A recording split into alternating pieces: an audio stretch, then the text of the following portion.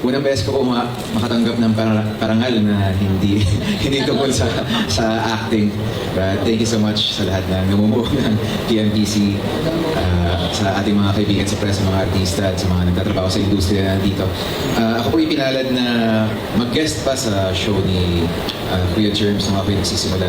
And over the years, sa lahat ng mga nakasalamuha kong mga artista at mga tao, ang dami kong mga naririnig na pinagsimulan talaga nila ang programa ni Kuya Germs. At salamat at patuloy nyo na binibigyan importansya ang naiambag ni Herman Moreno dito sa industriya natin. Salamat.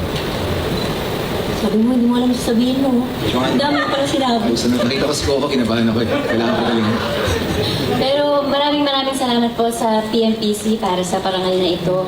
Hindi naman siguro lingid sa kaalaman, pero parang pangatlong power tandem ko na po ata ito. Hello!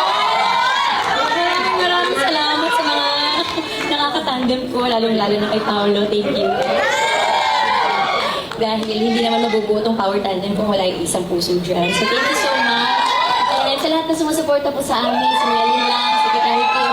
At ngayon may bagong pelikula po kami na ipapalabas sa March 26. Sana po supportahan niyo po. My Love Will Make You Disappear. Nag-promote. Pero thank you po sa lahat ng supporter, sa lahat po ng nagmamahal sa amin. Paulit-ulit po namin sasabihin sa inyo. Maraming salamat po.